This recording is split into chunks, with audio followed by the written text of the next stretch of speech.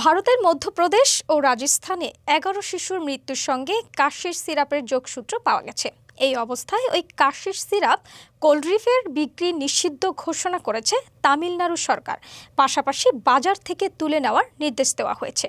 খাদ্য নিরাপত্তা ও ঔষধ প্রশাসন দপ্তরের এক কর্মকর্তা জানিয়েছেন, ১ অক্টোবর থেকে তামিলনাড়ুতে ওই কাশির সিরাপ বিক্রি সম্পূর্ণভাবে নিষিদ্ধ করা হয়েছে। তিনি আরও জানিয়েছেন, তামিলনাড়ুর কাঞ্জিপুরম জেলার 𝗙𝗶𝗴𝗵 অবস্থিত ঔষধ প্রস্তুতকারক সংস্থাটির উৎপাদন কেন্দ্রে পরিদর্শন চালানো হয়েছে এবং সেখান থেকে নমুনা সংগ্রহ করা হয়েছে।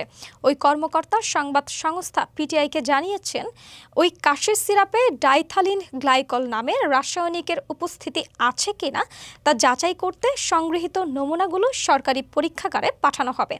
কাশির সিরাপ খেয়ে ১১ শিশুর মৃত্যু হয়েছে বলে অভিযোগ উঠেছে ভারতের মধ্যপ্রদেশে। প্রবীণ সেনী নামের রাজ্যটির পারাসিয়া এলাকার এক শিশুরোগ বিশেষজ্ঞ শিশুদেরকে এই কোল্ড্রিফ সিরাপ প্রেসক্রাইব করেছিলেন। আজ রবিবার এনডিটিভি ও ইন্ডিয়া টুডের পৃথক দুই প্রতিবেদন থেকে জানা গেছে এ তথ্য। অভিযোগ অনুযায়ী প্রবীণ সোনি একজন সরকারি চিকিৎসক হলেও ব্যক্তিগত ক্লিনিকে রোগীদেরকে এই কাশির ঔষধ দিয়েছিলেন তিনি।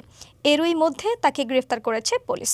ভুক্তভোগী পরিবারগুলোর অভিযোগ, গত সেপ্টেম্বরের শুরুতে শিশুদেরকে হালকা সর্দি জ্বর হলে তাদের এই ঔষধ দেওয়া হয়। প্রথমে তারা কিছুটা সুস্থ হলেও কয়েকদিনের মধ্যে প্রস্রাব কমে যায়, কিডনির জটিলতা দেখা দেয় এবং শেষ পর্যন্ত মৃত্যুর ঘটনা ঘটে।